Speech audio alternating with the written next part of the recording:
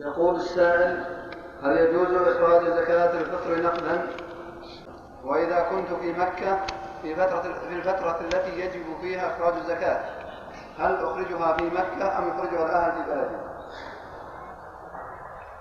تقدمنا في ليلتين سبقتا بأن إخراج زكاة الفطر نقدا لا يجوز، لأنه خلاف ما أمر به النبي صلى الله عليه وسلم.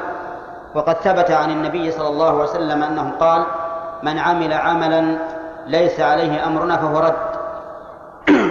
وبينا أن الشيء المنصوص عليه لا يمكن أن يكون الإنسان فيه خيار ولا اختيار، بل لا بد أن يتمشى على ما جاء به النص، لأن الله سبحانه وتعالى سوف يسأله يوم القيامة عما بلغه عن رسوله محمد صلى الله عليه وسلم.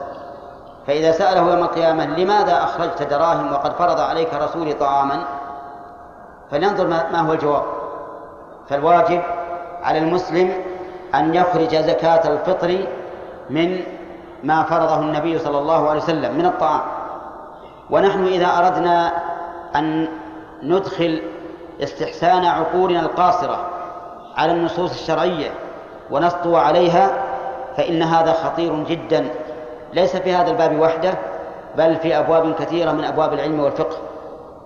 والحمد لله أنت إذا أديت ما أوجب الله عليك، حتى وإن كانت الدراهم أنفع للفقير، فأنت أد ما أوجب الله عليك من الطعام، وإذا أردت أن تبر الفقير فأضف إليه قيمة الطعام، فتكون أتيت بالواجب وفعلت التطوع، وفضل الله واسع.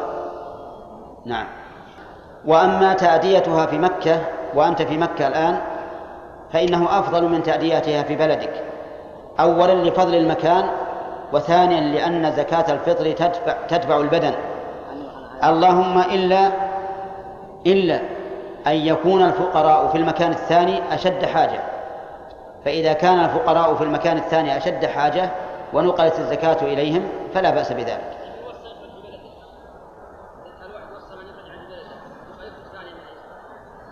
لا حرج أن يخرج هنا ولو وصى هناك، فإن أمكنه أن يتصل بهم ويقول إني أخرجت فذاك، وإلا صارت الفريضة هي التي يدفع أولا. لا عمي أنا عائلتي هنا، أنا عائلتي في الرياض مثلا. المهم سؤالك الخاص. يقول السائل: اصبر بيسأل. سؤالي